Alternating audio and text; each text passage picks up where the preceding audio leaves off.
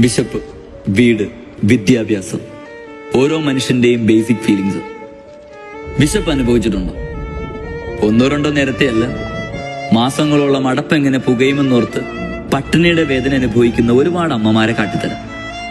വീടൊരു മനുഷ്യന്റെ വികാരമാണ്. ഒരായുസിന്റെ വേർപ്പിന്റെ വില അതിനുണ്ട്. കൺമുമ്പിൽ അത് നഷ്ടപ്പെട്ട് വിറയലോടെ നിൽക്കുന്ന കുറെ അപ്പന്മാരുടെ ചങ്കിടിപ്പിന്റെ സ്വരം ഇവിടെ വന്നാൽ കേൾക്കാം. നിർബന്ധവും സൗജന്യമായ വിദ്യാഭ്യാസം എന്നൊക്കെ നിയമമുണ്ട്. എല്ലാ വർഷവും 3 മാസത്തോളം സ്കൂളിൽ പോകാൻ പറ്റാതെ ബുക്കും ബാഗുമൊക്കെ വെള്ളത്തിൽ ഒലിച്ചു പോകുന്നത് കണ്ടു നിൽക്കുന്ന കുറെ കുഞ്ഞുങ്ങൾ ഇവിടെ വന്നാൽ കാണാം. തീരദേശ ജനതയെന്നും മത്സ്യത്തൊഴിലാളികളെന്നും കടലിന്റെ മക്കളെന്നൊക്കെ വിളിക്കുന്ന ഒരു ജനതയുടെ എല്ലാ വർഷവും അരങ്ങേറുന്ന ദുരന്തത്തിന്റെ സംഭവ കഥയാണ്. കടൽ കയറി ദുരിതത്തിലായിരിക്കുന്ന തെക്കേ ചെല്ലാനം മുതൽ ഫോർട്ട് കൊച്ചി വരെയുള്ള ജനങ്ങളായ ഞങ്ങൾ ഒറ്റക്കെട്ടായി ഞങ്ങളുടെ സ്വരം ഉയരാൻ പോവുകയാണ്.